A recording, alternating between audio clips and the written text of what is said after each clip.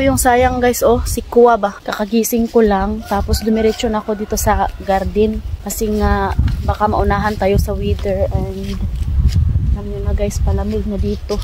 Paggabi, malamig na. And meron pa ako ditong mga ampalaya na kailangan kunin. Ilagay natin to sa ice para may madukot tayo sa winter.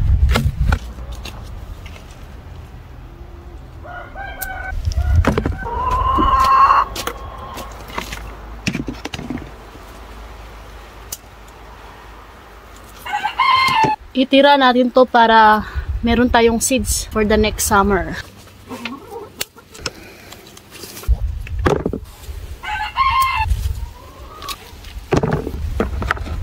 Last harvest ko na yata to sa aking mga ampalaya. So sana makalaki pa tong ibang bunga bago maglamig. Sayang din.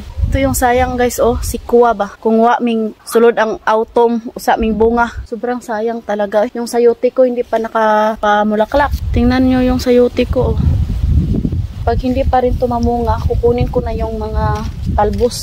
Kasi nga, wala na eh. Sayang. Hindi na natin ito makinabangan. Wala.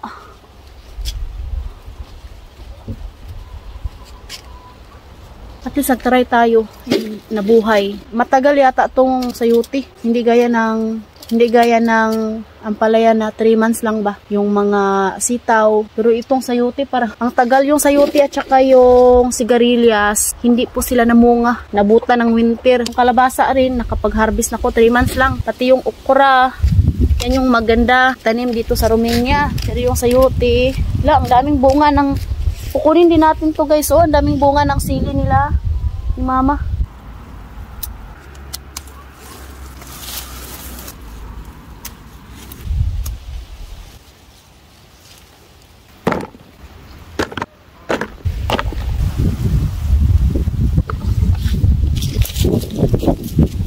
Lakas ng hangin.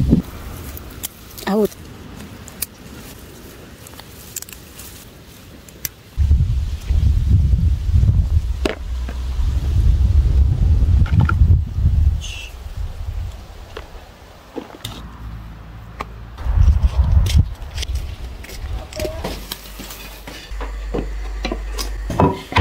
Ilagay natin to sa basement.